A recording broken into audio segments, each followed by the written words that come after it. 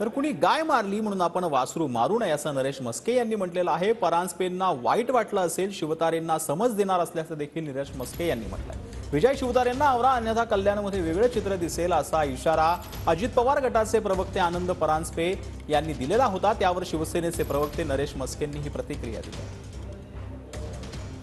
माझी माननीय मुख्यमंत्र्यांना विनंती आहे की त्यांनी आपल्या नेत्यांना आवरावं, अन्यथा आम्ही देखील राष्ट्रवादीचे स्वाभिमानी कार्यकर्ते आहोत।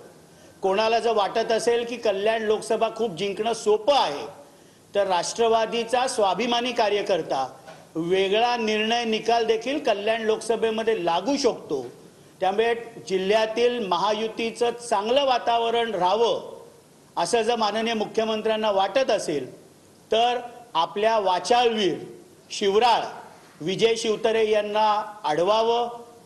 शिवतारे जे काही मनातनं त्यांच्या बोलले असतील त्यावर इतर नेत्यांनी पुन्हा क्रॉस करून ती भांडणं वाढवण्याचा प्रयत्न करू नये। कोणी गाय मारली म्हणून आपण वासरू मारण्याचा प्रयत्न करू नये।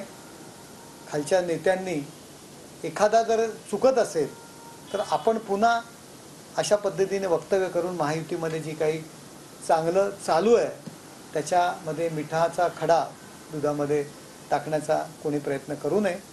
आनंद परांजपे साहजिक त्यांना वाईट वाटलं असणार आणि वाईट वाटणार, परंतु अशा पद्धतीने वक्तव्य करणाऱ्याला नक्कीच समज देणार।